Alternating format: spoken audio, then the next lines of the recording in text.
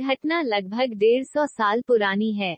जिस व्यक्ति हरबंश उपाध्याय के साथ घटी है, उसी परिवार के सबसे वयोवृद्ध व्यक्ति ने ये बात मुझे लगभग 25 साल पहले सुनाई थी। गोपनीयता को ध्यान में रखते हुए नाम परिवर्तित कर दिए गए हैं।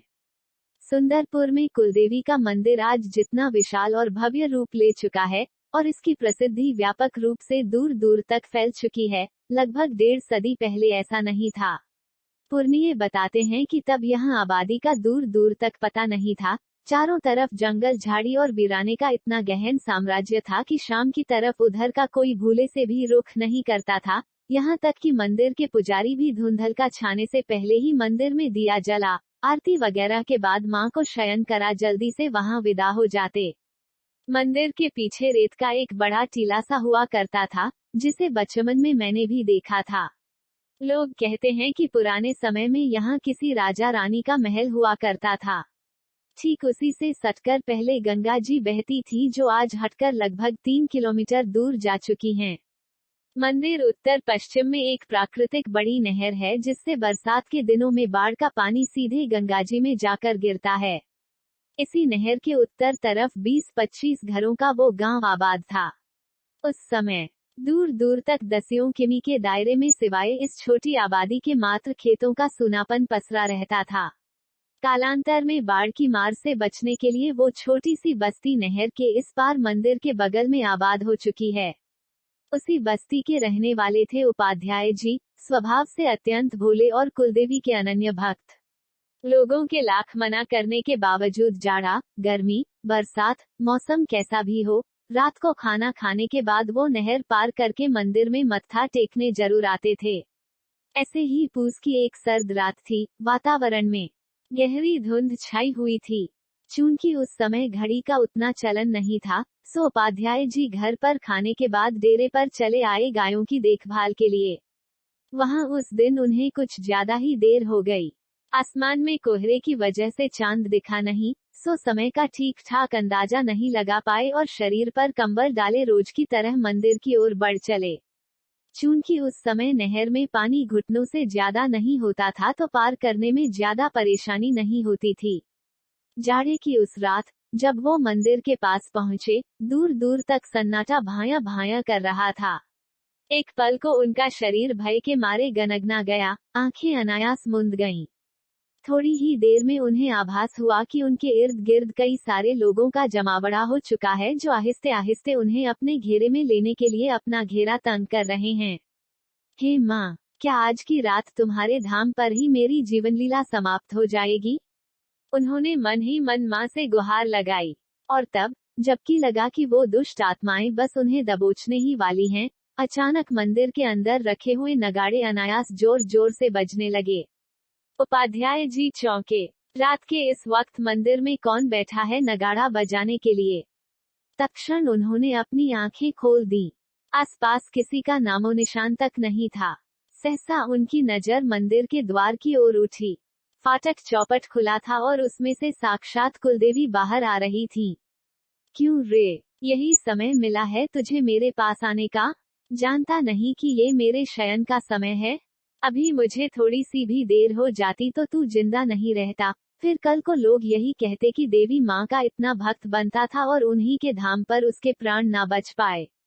माई, ये तो मेरा रोज का नियम है, आज कैसे नागा कर देता? हरबंश उपाध्याय देवी को सामने पा निहाल हो गए और उनके चरणों लौट गए। पगले, रोज से आज ज्यादा देर कर दिया है तूने। अभी आधी रात का समय हो चला है। माई, गलती हो गई, मुझे समय का पता नहीं चला। पर क्या करूं, जब तक आपके दर्शन नहीं कर लेता, मुझे संतोष ही नहीं मिलता। जानती हूँ रे, इसीलिए तो पहली बार किसी के सामने साक्षात आई हूँ। पर तू भी ये मूर्खता छोड़ दे। माई, ये तो मेरी भक्ति है। नी संदेह तुम्हारी भक्ति उत्कृष्ट है, इसीलिए तो कह रही हूँ। अब आज के बाद तुझे रात में यहाँ आने की आवश्यकता नहीं है। तू घर से ही मुझे प्रणाम कर लेना, मैं स्वीकार कर लूंगी। जब दर्शन का जी चाहे, दिन में आ जाना मेरे पास। चल, अब तुझे घर छोड़ दूं। माई क्षमा, आपने मुझे साक्षात दर्शन दे दिए, जीवन धन्य हो गया। अब आपको कष्ट देकर मुझे नर्क नहीं जाना, आप वापस मंदिर में जाएं, मैं स्वयं घर चला जाऊंगा। हरबंश ने हाथ जोड़ लिए। तू चुपचाप चल, मैं तुझे घर छोड़कर ही आऊंगी। फिर आगे आगे कुलदेवी और पीछे हरबंश उपाध्याय। दोनों नहर के पास पहुंचे ही थे कि हरबंश का शरीर झंझना गया। सामने से सफेद धोती और खड़ाऊं पहने एक वृद्ध आदमी आ रहे थे। उन्होंने आगे बढ़कर कुलदेवी के चरण स्पर्श किए। ये आपको कहाँ से मिल गया माई? फिर कुलदेवी ने सारी बात बता दी। हरबंश ने आगे बढ़कर वृद्ध के चरणों में माथा पटक दिया। आप कौन हैं देवता? मैंने पहचाना नहीं। बदले में जवाब कुलदेवी ने दिया, अरे यही तो है तुम्हारे गांव के देवता हैं। हाँ, कभी देखे नहीं तो पहचानोगे कैसे? रात के पहर जब मेरा शयन का समय होता है, ये पूरे गांव क्षेत्र का भ्रमण करते हैं ताकि कुछ अनिष्ट ना हो। वृद्ध मुस्कुराए, माई, अब आप अपने धाम पर जाएं, मैं इसे गांव तक छोड़कर आता हूँ। हरबंश उपाध्याय के जैसे भाग्य उदय हुए थे। माई के चरणों में देर तक पड़े अश्रु बहाते रहे। फिर ग्राम देवता के साथ गांव की सीमा पर आए। अब तू घर जा हरबंश। जब प्रश्नवाचक चिन्ह मन से याद करेगा, हम लोग तुम्हारे पास होंगे, लेकिन अंधियारी रात में अपने प्राणों को संकट में डाल हम लोगों के पास आने की गलती दोबारा मत करना। बाबा, जब आप और माई साथ हैं तो मुझे क्या सोचना? हरबंश ने हाथ जोड़े। इसी निर्दोष विश्वास ने तो तुम्हारी रक्षा की है बच्चे। लेकिन इसका ये अर्थ तो नहीं है कि तू अपने प्राण जानबूझकर संकट में डाले। मनुष्य को विधाता ने इसीलिए विवेकशील बनाया है ताकि वो उचित अनुचित का भेद कर सके। समयानुकूल आचरण सबको करना चाहिए। तुम्हारी आस्था प्रशंसनीय है, इसीलिए कहता हूँ, रात बिरात या खराब मौसम में अपने घर से ही याद कर लेना हम सबको, बाकी जब जी चाहे चले आना कहकर ग्रामदेवता गांव की सीमा से लौट चले। उस घटना के बाद हरबंश उपाध्याय की जीवनधारा ही बदल गई।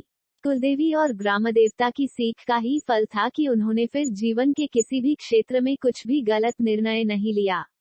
उन्हीं के संस्कारों का परिणाम ये हुआ कि आज कई पीढ़ियों के बाद भी उनका परिवार धर्म की राह पर चलता हुआ फल फूल रहा है।